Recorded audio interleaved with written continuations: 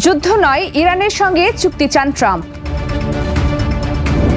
উপসাগরীয় জ্বালানি অবকাঠামো ধ্বংসের হুঁশিয়ারি ইরানের। লেবাননে বোমা বিস্ফোরণে 2 ইসরায়েলি সেনা নিহত।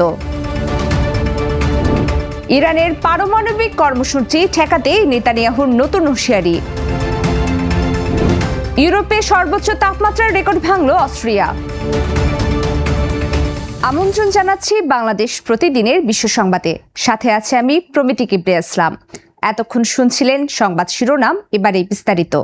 রূপায়ণ lake castle, welcome to the land of piece. ইরানের বিরুদ্ধে সামরিক অভিযানের বদলে কূটনৈতিক সমঝোতার আগ্রহ প্রকাশ করেছেন মার্কিন প্রেসিডেন্ট ডোনাল্ড ট্রাম্প। লাস ভেগাসে আয়োজিত এক অনুষ্ঠানে ট্রাম্প জানান তিনি রক্তপাত এড়িয়ে চুক্তি করতে চান। অতীতে যুক্তরাষ্ট্রের পক্ষ থেকে একটি বড় সামরিক অভিযানের প্রস্তুতি নেওয়া হয়েছিল, তবে ইরানের পক্ষ থেকে আলোচনার আগ্রহ দেখানো হলে সেই পরিকল্পনা স্থগিত করা হয়। তিনি বলেন, বর্তমানে 2 দেশের মধ্যে আলোচনা চলছে, যদিও ইরান আলোচনার বিষয়টি অস্বীকার করেছে। ট্রাম্প আবারও বলেন, ইরানকে কোনোভাবেই পারমাণবিক অস্ত্র অর্জন করতে দেওয়া হবে না। তার মতে, ইরানের সঙ্গে বর্তমান অচলাবস্থার নিরসন হলে তেল ও জ্বালানির দামও কমবে। গত 28 জুন 2 দেশের মধ্যে একটি প্রাথমিক কাঠামোগত চুক্তি স্বাক্ষরিত হয়েছিল, কিন্তু হরমুজ প্রণালীর নিরাপদ নৌ চলাচল নিয়ে মতবিরোধ তৈরি হওয়ায় সেই আলোচনা থমকে যায়। পরবর্তীতে ওয়াশিংটন ও তেহরান একে অপরের সামরিক স্থাপনায় পাল্টা হামলা চালালে আঞ্চলিক উত্তেজনা চরম আকার ধারণ করে। তবে সাম্প্রতিক সময়ে সামরিক সংঘাত এড়িয়ে নতুন সমঝোতায় পৌঁছানোকে সবচেয়ে বেশি প্রাধান্য দিচ্ছে যুক্তরাষ্ট্র। উপসাগরীয় দেশগুলোকে কঠোর বার্তা দিয়েছে ইরান। দেশটি সতর্ক করে বলেছে, যুক্তরাষ্ট্রের নতুন করে যে কোনো হামলার প্রতিশোধ হিসেবে অঞ্চল জুড়ে গুরুত্বপূর্ণ জ্বালানি অবকাঠামো ধ্বংস করা হবে। মার্কিন প্রেসিডেন্ট ট্রাম্প ইরানের অবকাঠামোয় আঘাত হানার হুমকি দেওয়ার পর তেহরান এই বার্তা পাঠায়।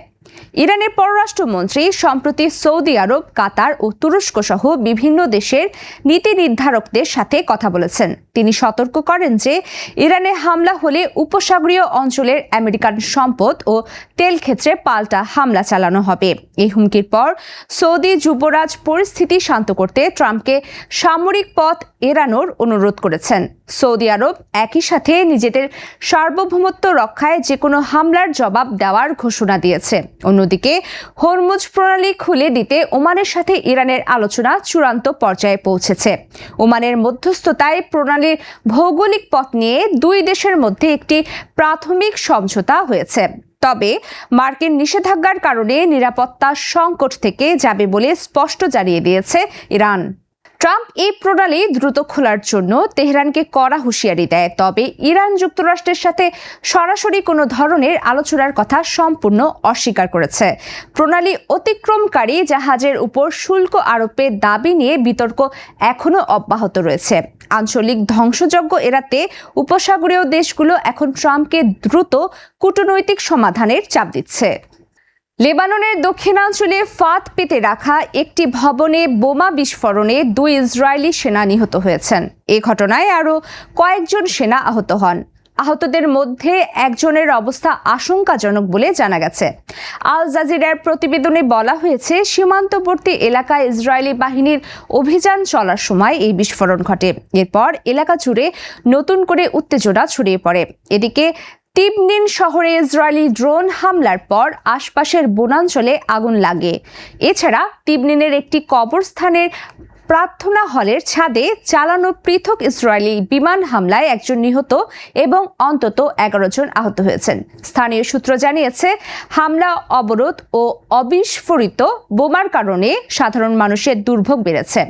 সীমান্ত এলাকায় পাল্টাপাল্টি হামলার মধ্যে বাসিন্দারা চরম অনিশ্চয়তা ও আতঙ্কের মধ্যে দিন কাটাচ্ছেন। ইরানকে পারমাণবিক অস্ত্র অর্জন থেকে বিরত রাখতে ইসরায়েল একাই সামরিক পদক্ষেপ নিতে পারে। 5 আগস্ট বুধবার এক বক্তব্যে এই কঠোর সতর্ক বার্তা প্রকাশ করেন ইসরায়েলের প্রধানমন্ত্রী বেনিয়ামিন নেতানিয়াহু। ইরানের বিপ্লবী গার্ড বাহিনীর কমান্ডার আহমাদ ওয়াহিদির বক্তব্যে ক্ষুব্ধ হয়ে তিনি নিরাপত্তা নিশ্চিতের অঙ্গীকার জানান। যুক্তরাষ্ট্র তাদের বড় মিত্র হলেও ইসরায়েল নিজের সুরক্ষায় একক ব্যবস্থা গ্রহণে সম্পূর্ণ প্রস্তুত বলে তিনি জানান। এদিকে কাতার নিশ্চিত করেছে যে যুক্তরাষ্ট্র ও ইরানের কূটনৈতিক আলোচনায় বেশ অগ্রগতি হয়েছে।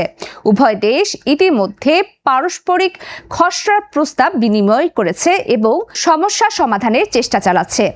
গত ফেব্রুয়ারিতে শুরু হওয়া যৌথ হামলায় ইতিমধ্যে 3000-এর বেশি মানুষ প্রাণ হারিয়েছেন।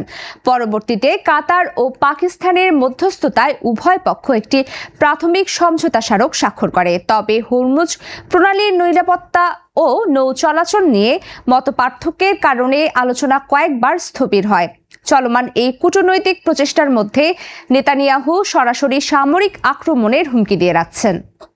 ইউরোপ জুড়ে তীব্র তাপপ্রবাহ ও খরার মধ্যে অস্ট্রিয়ার ইতিহাসের সর্বোচ্চ 41.2 ডিগ্রি সেলসিয়াস তাপমাত্রা রেকর্ড হয়েছে।